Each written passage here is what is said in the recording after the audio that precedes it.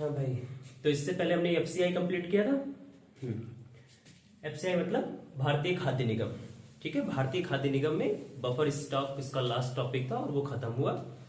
ये पीडीएस के अंतर्गत ही आ रहा है, जो हम पढ़ रहे हैं एफसीआई, ये पीडीएस के अंतर्गत ही है। अभी जब हम पीडीएस को कंटिन्यू करेंगे तब आप समझ जाएंगे कि ये एफसीआई स्टार्टिंग में क्यों पढ़ा था हम लोगों ने।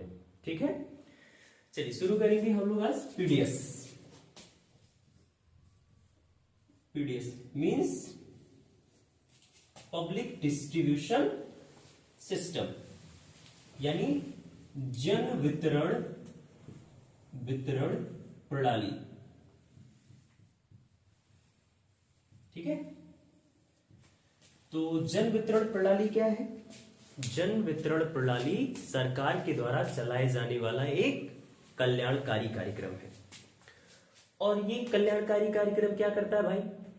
तो आप देखते होंगे कि आप लोगों को जितने भी राशन कार्ड धारक हैं, उन राशन कार्ड धारकों को राशन की दुकान पर बहुत न्यूनतम दाम में धान, गेहूं, चावल, मोटे अनाज, है ना, या फिर मुफ्त के तौर पे आप लोगों को ये मिलता होगा।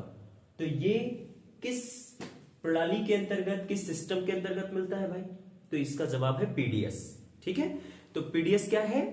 पीडीएस एक सरकार के द्वारा चलाए जाने वाला लोक कल्याणकारी कार्यक्रम है। इसके द्वारा जो गरीब वर्ग है, जो थोड़ा सा मध्यम वर्ग में आते हैं या निम्न वर्ग के लोग आते हैं, उनकी खाद्य सुरक्षा को ये सुनिश्चित करता है।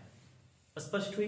ठीक, यानी एक शब्द में अगर मैं कहूं आपसे कि जन वितरण प्रणाली क्या है, तो आप कहिए कि जन वितरण प्रणाली सरकार के द्वारा चलाए जाने वाला एक लोक कल्याणकारी कार्यक्रम है। लोक कल्याणकारी कार्यक्रम है। और इस कार्यक्रम में क्या होता है? तो इस कार्यक्रम में सरकार राशन की दुकानों पे जो राशन कार्ड धारक हैं, इन राशन कार्ड धारकों को बहुत न्यूनतम मूल्य पर या मुफ्त में खाद्य की अनाज जितने भी होते हैं या कुछ गैर खाद्य वस्तुएं भी प्रोवाइड कराती है। ठीक है, जन वितरण प्रणाली की ही मदद से भारत में हम लोग खाद्य सुरक्षा सुनिश्चित कर पाते हैं गरीबों के लिए। ठीक है, अगर हम पीडीएस के उद्देश्य के बारे में बात करें कि पीडीएस के मुख्य उद्देश्य क्या है, तो इनके बेसिक 3-4 उद्देश्य हैं। अगर इसके पहले उद्देश्य के बारे में बात करें तो सबसे मेजर उद्देश्य यही है कि गरीबों को खाद्य सुरक्षा मिल जाए। समझ में आएगा? पीडीएस का मुख्य उद्देश्य क्या है?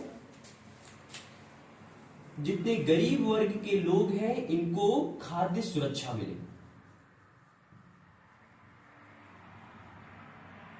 और दूसरा उद्देश्य क्या है इसका? तो बच्चों, इसका दूसरा उद्देश्य ये है कि सामाजिक न्याय को एक समुचित स्थान मिले, उसका प्रयास करता है पीडीएस। कैसे करता है? एक एग्जांपल से बात समझते हैं। जिन लोगों के पास वित्तीय संसाधन उपलब्ध हैं, उन लोगों को खाद्य सुरक्षा जैसी कोई चिंताएं नहीं है। लेकिन समाज में बहुत सारा वर्ग ऐसा भी है जिनको हर दिन खाने की स्थिति बनी होती है कि आज खाना मिलेगा नहीं मिलेगा। इसका मतलब समाज का एक वर्ग इस पैदान पे है तो दूसरा इस पावदान पे है। तो सरकार क्या करती है? बहुत न्यूनतम दाम पर या फिर मुफ्त में अनाज देकर के इनके खाद्य सुरक्षा वाली स्थिति को इनके पैरेलल पहुंचाती है। तो इससे समाज में एक न्याय जैसी स्थिति बनती है कि हाँ, हम आपस में बराबर है या समानता जैसी स्थिति बनती है। ठीक है, अगला पीडीएस का मुख्य उद्देश्य क्या है? तो पीडीएस क्या करेगा? अनाजों को किसानों से खरीदता है और अनाज खरीद करके उसका अधिग्रहण करता है और इसका भंडारण करता है। अधिग्रहण या भंडारण से क्या लाभ होता है? तो आपने बफर स्टॉक के कंसेप्ट में समझा था कि जब अनाजों का अधिग्रहण या भंडारण किया जाएगा तो जो आकस्मिक परिस्थितियां होती हैं, उन आकस्मिक परिस्थितियों में हम खाद्य सुरक्षा जैसी स्थितियां मजबूत कर सकेंगे। इसके लिए पीडीएस अधिग्रहण करता है अनाजों का। स्पष्ट हुआ इतनी बात? अगली इसकी अगर हम ऑब्जेक्ट को समझें, इसके उद्देश्य को समझें, तो इसका अगला उद्देश्य यह है कि बाजार में बहुत सारी दशाएं ऐसी आती हैं जब वस्तुओं का मूल्य एकाएक बढ़ जाता है। तो पीडीएस क्या करता है? बाजार में इस सिचुएशन में मूल्य नियंत्रण का भी कार्य कर सकता है। मूल्य नियंत्रण का भी कार्य ढंग से निभा सकता है। ठीक है, कैसे? एक एग्जांपल से बात समझिए। जैसे कुछ कंडीशन में आप लोगों ने देखा था कि प्याज और टमाटर के दाम एकाएक बहुत ऊंचे स्तर पे चले गए थे। ऐसा क्यों हुआ था? क्योंकि डिमांड थी उनकी और मार्केट में ये चीजें कम अवेलेबल थी। अब यदि मार्केट में ये चीजें उतनी मात्रा में अवेलेबल हो जाए जितना डिमांड है, तो स्वाभाविक सी बात है बढ़ेगा ही नहीं रेट। लेकिन यहाँ पे प्याज या टमाटर का दाम बढ़ा ही इसीलिए था क्योंकि ये सारी चीजें मार्केट में अवेलेबल नहीं थी। अगर ये अधिग्रहण या भंडारण करेगा तो अधिग्रहण या भंडारण करने से हमारे पास स्टॉक के तौर पे हर वस्तु उपलब्ध रहेगी। यदि किसी स्थान पे ऐसी स्थिति बनती है कि वहां पे, जैसे टमाटर एग्जांपल पे ले लेते हैं कि जैसे हमारे उत्तर प्रदेश में टमाटर की भारी कमी हो गई। अब पीडीएस क्योंकि अपने पास उसका संग्रहण करके रखेगा, जैसे उसकी भारी कमी हुई, डिमांड ज्यादा रहेगी, तुरंत पीडीएस बाहर से उसको मार्केट में सप्लाई कर देगा और इस तरीके से उसकी डिमांड फिल हो जाएगी बिना उसके दाम बढ़े। तो इस तरीके से पीडीएस क्या करता है? अप्रत्यक्ष रूप में मूल्य को नियंत्रित करता है। क्लियर हुई बात? ठीक। अब देखें कि पीडीएस ये जो सिस्टम है ये कब हमारे सामने आया, कैसे क्या है, थोड़ा सा इसका पृष्ठभूमि समझेंगे। तो पीडीएस जो है ये हमारे सामने 1945 में जब सेकेंड वर्ल्ड वॉर चल रहा था, उसी समय खाद्य सुरक्षा जैसी चिंताएं हमें देखने को मिल रही थी। तो भारत में इसी दौरान, सेकेंड वर्ल्ड वॉर के दौरान ही 1945 में हमारे सामने आता है पीडीएस। ठीक है, ताकि खाद्य सुरक्षा जैसी परिस्थितियां वहां थोड़ी सी हम लोग सहज कर सके, खाद्य सुरक्षा को थोड़ा और मजबूत कर सके, इसके लिए पीडीएस हमारे सामने। उसके बाद 1965 में फिर हमारे सामने पीडीएस का एक नया रूप आता है जो कि एफसीआई के रूप में देखने को मिला, भारतीय खाद्य निगम के रूप में देखने को मिला। ठीक है, ये जो पीडीएस है, पीडीएस ये हमारे कॉन्स्टिट्यूशन में समवर्ती सूची का विषय है। मतलब इसका अर्थ ये निकल रहा है कि जो केंद्र सरकार है और जो राज्य सरकार है वो मिल करके पीडीएस में एक साथ काम करेंगे। स्पष्ट हो रही चीजें? ठीक है। अच्छा, एफसीआई में मैंने बताया था आप लोगों को कि एफसीआई का संचालन कौन सा मंत्रालय करता है? तो एफसीआई का संचालन करता है उपभोक्ता मामले, खाद्य एवं सार्वजनिक वितरण मंत्रालय। वही मंत्रालय पीडीएस का भी संचालन करता है। बात समझ में आई? अब अगर हम देखें कि पीडीएस किस तरीके से वर्तमान समय में कार्यरत है, तो हमने पीछे एक बहुत बड़ा मुद्दा कवर किया था, एनएफएसए, है ना, नेशनल फूड सिक्योरिटी एक्ट। ये बहुत बड़ा मुद्दा हमने देखा, नेशनल फूड सिक्योरिटी एक्ट।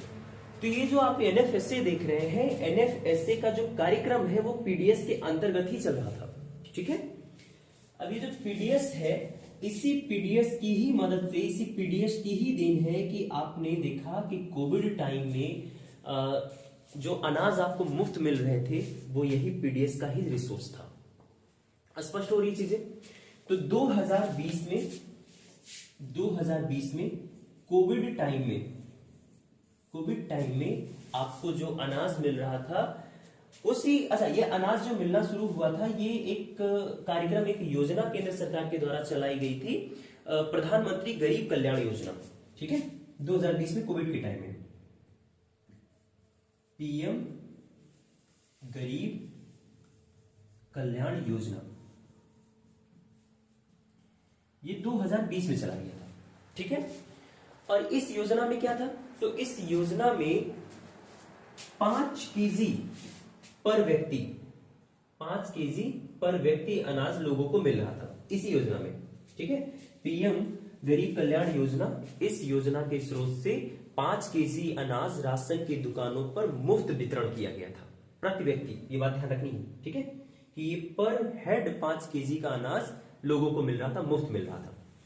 फिर उसके बाद 2023 में क्या किया गया कि ये जो पीएम गरीब कल्याण योजना है, इस गरीब कल्याण योजना को एनएफएसए में मिला दिया गया, इसी में ऐड कर दिया गया 2023 में। ठीक है, तो ये पीडीएस की एक पृष्ठभूमि है।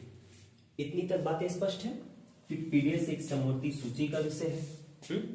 और इस पीडीएस में जो एनएफएसए है, एनएफएसए का कार्यक्रम इसी के अंतर्गत चल रहा था। ठीक है, और इसके अंतर्गत एनएफएसए में आपने देखा था कि जो राशन कार्ड धारक है उनको गेहूं और चावल मिलता है ना, बहुत कम दामों पे। फिर उसके बाद 2020 में जब कोविड का टाइम आया तो इसी के अंतर्गत पीडीएस के ही अंतर्गत एक नया कार्यक्रम हमने देखा, एक नई योजना हमने देखी, पीएम गरीब कल्याण योजना, जिसमें 5 केजी प्रति व्यक्ति 5 केजी अनाज पर हेड आप लोगों को फ्री में मिल रहा था, मुफ्त में वितरण किया गया था। उसके बाद 2023 में जो एनएफएसए है, इसी एनएफएसए में पीएम गरीब कल्याण योजना को मिला दिया गया। ठीक है, तो ये थोड़ी सी पीडीएस की पृष्ठभूमि है। इसके बाद अब हम समझेंगे यहां पे कि पीडीएस की कार्य प्रणाली क्या है, ये पीडीएस कैसे कार्य करता है, मतलब राज्य सरकार और केंद्र सरकार दोनों मिलकर के पीडीएस को कैसे चलाते हैं, अब हमें ये समझना है।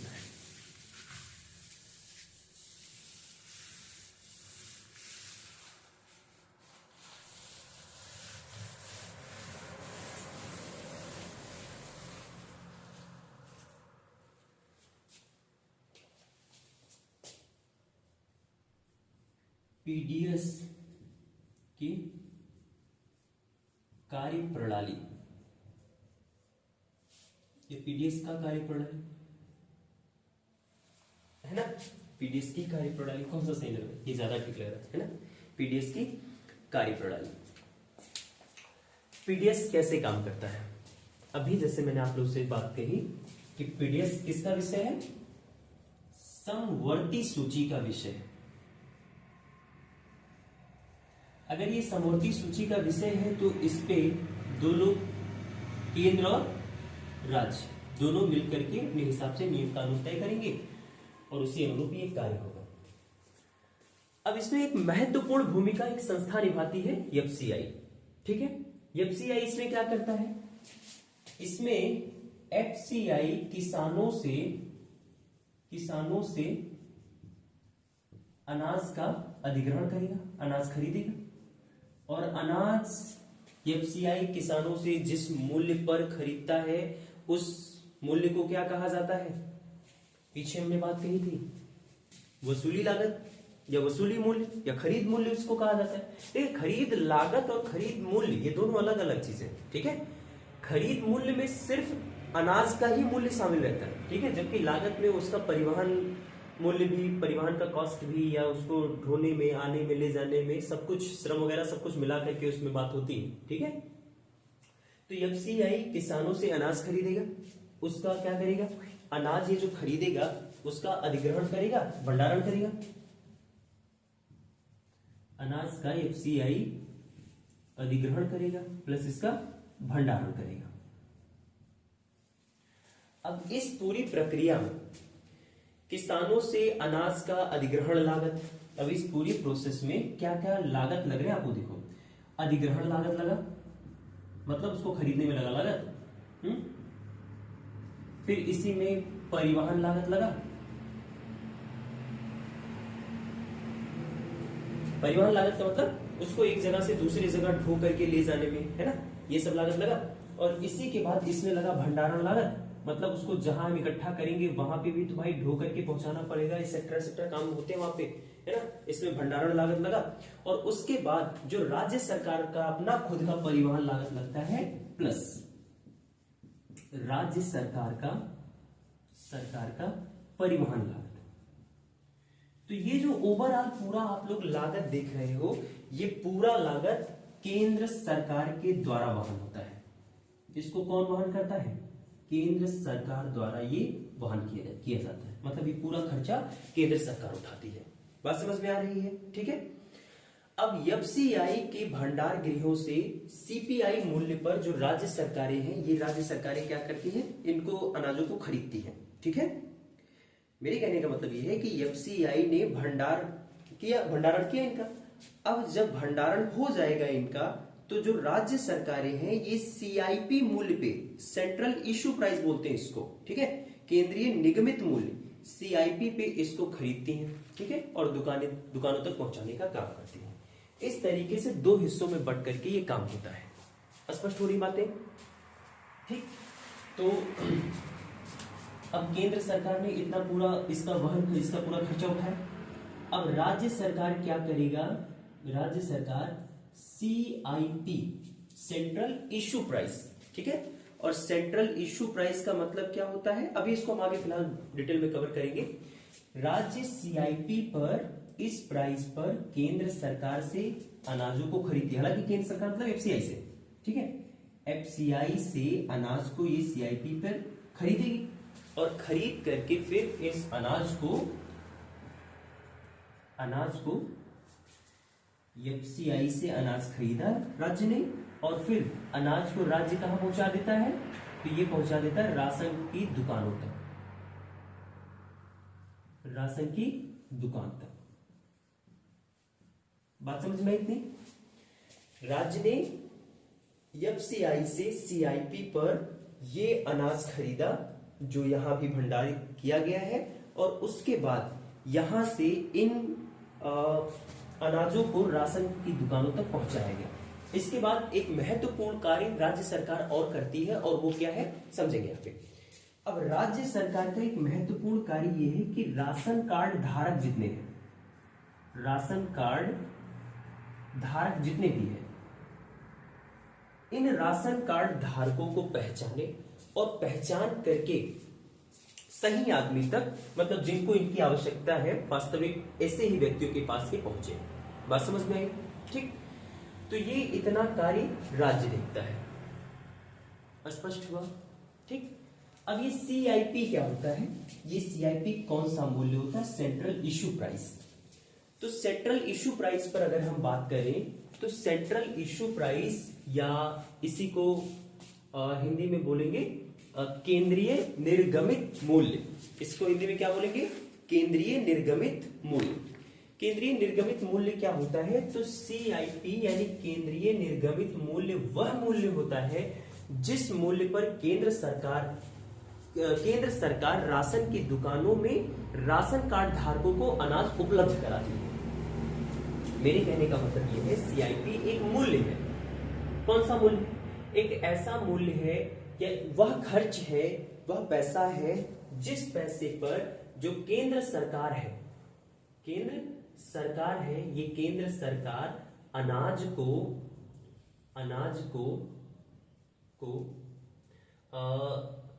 राशन की दुकानों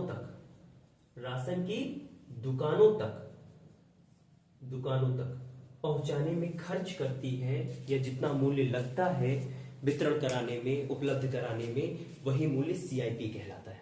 ठीक है, तो एक बार फिर से इसकी सटीक परिभाषा सुन लेंगे। ये वो मूल्य होता है जिस मूल्य पर केंद्र सरकार अनाजों को राशन की दुकानों तक पहुंचाती है तथा वहां के जो राशन कार्ड धारक हैं उनको ये पूरा अनाज उपलब्ध कराती है। इसी को हम लोग क्या कहते हैं? सीआईपी कहते हैं। अच्छा, ये कितना होता है? तो आपको अच्छे से पता होगा कि आप लोग राशन की दुकानों पे चावल कितने रुपए केजी लेते थे पहले? तो चावल लेते थे 3 रुपया केजी। जो गेहूं था, गेहूं कितने रुपए केजी? तो गेहूं 2 रुपए केजी था। और जो मोटा अनाज था, मोटा अनाज जो था ये 1 रुपए केजी लेते थे। वर्तमान समय में ये सारी चीजें मुफ्त में मिल रही है आपको। चावल, गेहूं या मोटा अनाज जो भी है वर्तमान समय में, ये ध्यान रखना, ये मुफ्त में है। लेकिन पहले इसको हम लोग 3 रुपए, 2 रुपए और 1 रुपए चुकाते थे। ठीक है, वर्तमान में पूरी तरीके से मुफ्त है। आपने जो पीएम गरीब कल्याण योजना देखी थी, जब वो योजना एनएफएसए में विलय कर दिया गया, कोविड टाइम से ही ये चीजें आपको पूरी फ्री मिल रही है। ठीक है, तो ये सीआईपी है। ठीक है, केंद्रीय निर्गमित मूल्य है, मतलब वह मूल्य जिस मूल्य पर अनाज केंद्र सरकार से निकल करके लोगों तक पहुंचता है। क्लियर हुआ? ठीक है, अब देखो, ये जो केंद्र सरकार है ना, केंद्र सरकार पीडीएस प्रणाली में एक सब्सिडी भी देती है। कैसे ये सब्सिडी देती है? ये सब्सिडी किस रूप में मिलती है? जैसे ये सब्सिडी ही तो है, अनाज इतने रूपों में, मतलब इतने सस्ते में तो अवेलेबल है नहीं, पर केंद्र सरकार क्या करती है? इतने सस्ते पे आपको अनाज उपलब्ध करवा रही है। इसका मतलब सरकार इस पे कुछ न कुछ हम लोगों को सब्सिडी दे रही है। अब ये जो सब्सिडी दे रही है कहां शामिल होता है या इसका क्या फंक्शन है, समझेंगे इसको।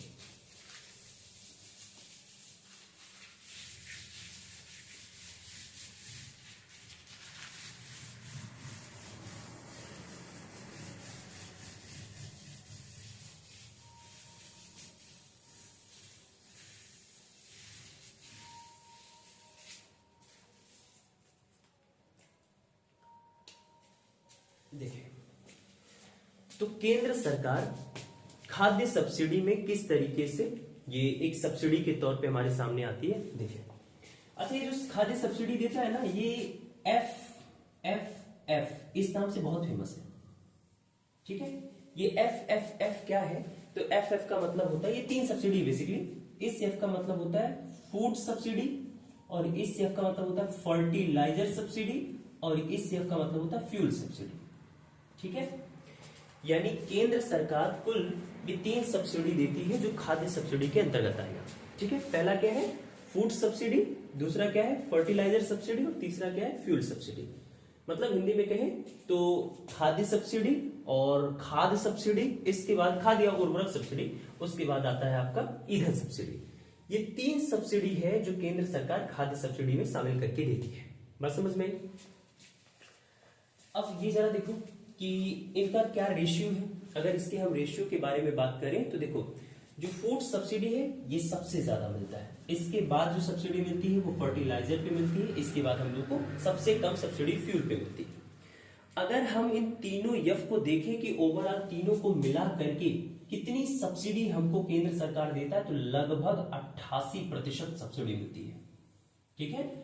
फूड पर, फर्टिलाइजर पर और फ्यूल पर अगर हमारा केंद्र सरकार कितनी सब्सिडी देता है, इसके हम एक परसेंटेज वैल्यू को समझेंगे तो हम पाएंगे कि ये हमको 88% के लगभग सब्सिडी देता है। बात समझ में?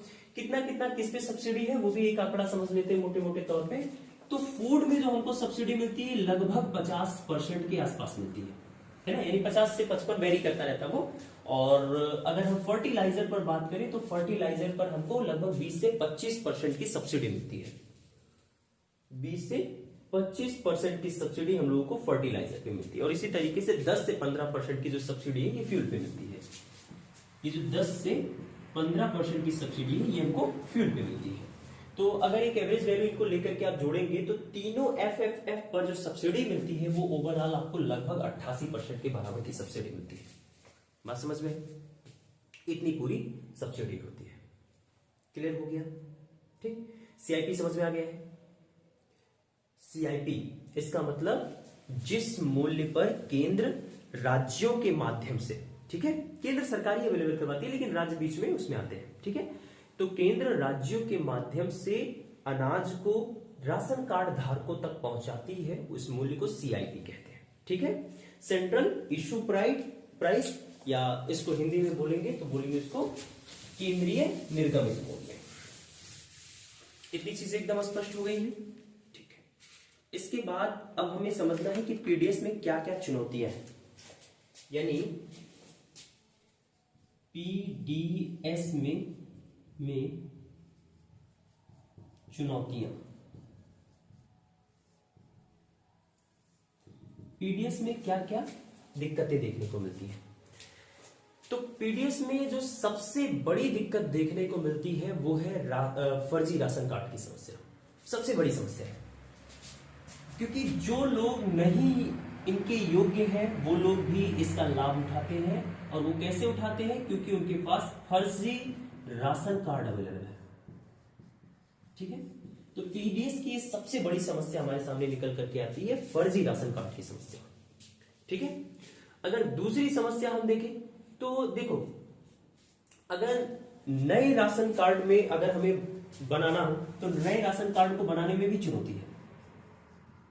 नए राशन कार्ड बनाने में भी चुनौती है, ठीक है। अब इसमें चुनौती क्या क्या है? तो इसमें चुनौती अस्थाई पता का अभाव को लेकर के है, क्योंकि ज्यादातर लोग एक जगह से दूसरी जगह पलायन करके ही रहते हैं, है ना। तो इस केस में उनके अस्थाई पता को लेकर के एक चुनौती बनी रहती है, जिससे नया राशन कार्ड बनने में भी समस्या होती है, ठीक है। इस चीज को जैसे एक एग्जांपल से समझे कि ये नए राशन कार्ड को बनवाने की क्या समस्या है। जैसे मान लीजिए एक व्यक्ति ए है, वो एक गांव से निकल करके जाकर के किसी बड़े शहर में रहता है।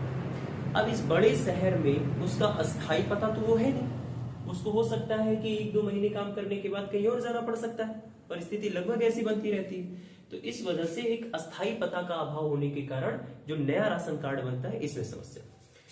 और दूसरी जो समस्या है, पीडीएस की जो संस्थाएं हैं, छोटी संस्थाएं, इसमें भ्रष्टाचार को लेकर के।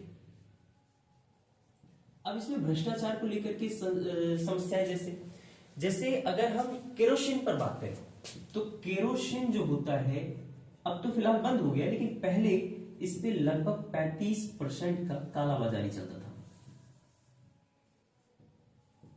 ठीक है, यानी ब्लैक करके 35% हिस्सा केरोसिन का बेच दिया जाता था फर्जी तरीके से। मतलब 35% केरोसिन ऑयल उन लोगों के पास पहुंचा ही नहीं जो लोगों के लिए वास्तव में ये अवेलेबल था। बात समझ में आ रही है? ठीक है। अच्छा, ये NSSO के सर्वे के द्वारा मैं बता रहा हूं कि ये जो चीज है, ये डाटा NSSO, ठीक है। NSSO के बारे में भी अभी हम आगे बात करेंगे। उसके बाद अगली पीडीएस में समस्या ये देखने को मिलती है कि यहां जो भी पदार्थ मिल रहे हैं इनकी गुणवत्ता खराब होती है। ये बहुत अच्छे किस्म के दाल, चावल, गेहूं ये सब नहीं होते हैं। ठीक है, चावल कितने मोटे मोटे होते हैं, आप लोग खुद जानते होंगे ये चीज, है ना। अगर आप गेहूं लेने जाते होंगे, कितना सारा कंकड़ पत्थर एक्सेट्रा उसमें मिलता है, बहुत ज्यादा साफ नहीं होता है और सारी चीजें। ठीक, तो इनकी गुणवत्ता जो होती है बहुत लो होती है, बहुत बेकार होती है। अगर हम सीएजी के हिसाब से देखें, कैट के हिसाब से देखें, तो यहाँ एक ज्यादातर समस्या ये देखने को मिलती है कि पीडीएस में एक तो भंडारण की समस्या है कि हम बहुत ज्यादा अनाज भंडारित कर नहीं पाते। इसकी वजह से भंडारण की समस्या के कारण बहुत सारा अनाज जो हम अधिग्रहित तो कर लेते हैं, लेकिन उसको सेफ जगह स्टोर नहीं कर पाने की वजह से अनाज बर्बाद हो जाता है। ठीक है, तो ये कुछ बेसिक चुनौतियां पीडीएस में देखने को मिलती हैं। क्लियर है? ठीक है, अब हम देखेंगे कि पीडीएस में सरकार ने इनको सब निपटाने के लिए सरकार ने क्या कदम उठाए। ठीक है, सरकार इन चुनौतियों से निपटने के लिए कौन सा कदम उठाया हुआ है, अब हम इसको देखते हैं। तो सबसे पहला जो फर्जी राशन कार्ड की समस्या थी, इस समस्या का समाधान सरकार ने इस पॉइंट से उठाया कि राशन कार्ड को आधार से लिंक करो। आधार कार्ड से लिंक करना, क्योंकि जब राशन कार्ड से लिंक हो जाएगा आधार कार्ड, तब ऐसे केस में फर्जी राशन कार्ड की स्थिति बंद हो जाएगी। ठीक है, दूसरी चीज ये है कि ये जो फर्जी तरीके से लोग राशन ले रहे हैं, इसके लिए सरकार ने अब एक बढ़िया कदम ये उठा लिया कि अब आप लोग राशन लेने जाते होंगे तो आप क्या देखते होंगे, आपका बायोमेट्रिक होता है ना। क्योंकि अब राशन की दुकानों पर सरकार ने एक मशीन ई-पॉस नाम से, EPOS नाम से एक मशीन लगवा दी है, जिससे बिना बायोमेट्रिक किए हुए आपको अनाज नहीं मिलता है। इससे क्या होता है, सही व्यक्ति की पहचान हो पाती है, यानी फर्जी राशन कार्ड और ये थोड़ा मोड़ा भ्रष्टाचार जैसी कंडीशन जो है ये कम हो जाते हैं। क्लियर हो रहा है? ठीक है। और दूसरी समस्या जो भ्रष्टाचार में ही देखने को मिलती थी कि जैसे मान लीजिए राज्य सरकार ने एफसीआई से सीआईपी मूल्य पर अनाजों को मंगाया और उसको कहीं एक गोदाम में रखा है। अब एक गोदाम से उसको पहुंचाना है किसी राशन कार्ड की दुकान, किसी राशन की दुकान पर। अब राशन की दुकान तक पहुंचने से पहले वो चला जा रहा है कहीं और वो जो अच्छी क्वालिटी का जो चीज है, जो मटेरियल अच्छी क्वालिटी का सरकार ने भेजा है, वो चेंज होकर के दूसरी खराब क्वालिटी की चीजें उसमें आ जाती है ना। ये सारी समस्या। तो इसके लिए यहाँ सरकार ने क्या किया है कि जो वाहन इस कार्य में यूज होगा उसमें जीपीएस ट्रैकिंग की सुविधा है। अगर जीपीएस ट्रैकिंग की सुविधा हम लेंगे तो वो वाहन कहां से कहां जा रहा है, इस बात का हमें एक सटीक प्रमाण मिलता रहेगा और हम कालाबाजारी या भ्रष्टाचार जैसी समस्याओं को रोक सकेंगे। बात समझ में आ गई? ठीक है। इसके बाद अगली इसमें एक कंडीशन हम देख सकते हैं कि सरकार ने एक आईएम का मतलब होता है इंटीग्रेटेड मैनेजमेंट, मतलब पीडीएस के पूरे सिस्टम में जितने वर्क हैं सभी वर्क एक इंटीग्रेटेड एकीकृत मैनेजमेंट के थ्रू हो, इसके लिए पीडीएस आईएम की शुरुआत की गई है। इसके लिए पीडीएस आईएम की शुरुआत की गई। ठीक है, इंटीग्रेटेड मैनेजमेंट की शुरुआत की गई। बात समझ में आई? और ये 2019 से 22 तक चलाया गया था। और इसी इंटीग्रेटेड मैनेजमेंट में जो 2019 से लेकर के 2022 तक ये जो 3 साल तक चला था, इसके 3 बहुत बेसिक उद्देश्य थे। पहला उद्देश्य ये था, इसी के थ्रू कहा गया कि आधार कार्ड से राशन कार्ड को लिंक करना है। ठीक। और जो दूसरा इसका महत्वपूर्ण पॉइंट था वो ये था कि कंप्यूटरीकरण पर बहुत जोर देना है राशन की दुकानों पर, कंप्यूटरीकरण पर जोर देना। ठीक है। और तीसरा जो राशन कार्ड है इसको डिजिटलीकरण में लेके जाना। तो ये राशन कार्ड को डिजिटलीकरण, अच्छा ये डिजिटलीकरण के ही थ्रू डिजी लॉकर की व्यवस्था हमारे सामने नहीं है, ठीक है, डिजिटलीकरण, ठीक है। तो ये बेसिक PDSIM के 3 महत्वपूर्ण उद्देश्य थे, ठीक है, जो लगभग अब पूरे दिखाई देते हैं। इसके बाद से भ्रष्टाचार मुक्त करने के लिए सरकार ने एक महत्वपूर्ण कदम ये उठाया कि एक एप्लीकेशन जारी किया सरकार ने, और उस एप्लीकेशन का नाम था मेरा राशन ऐप। अब ये मेरा राशन ऐप, इस ऐप से हर व्यक्ति को अपने राशन की निगरानी करने का भरपूर मौका मिलेगा कि उसका राशन उसी के पास है या कहीं और चला गया है, इसकी निगरानी इस ऐप से हो सकेगी, ठीक है। तो सरकार ने ये एक अच्छी व्यवस्था की।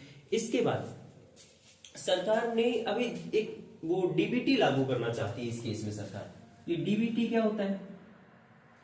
DBT इसका मतलब होता है डायरेक्ट बेनिफिट ट्रांसफर, ठीक है, यानी इसकी मदद से जो कैंडिडेट है जिसको पीडीएस का लाभ मिलना उसको डायरेक्ट लाभ मिले।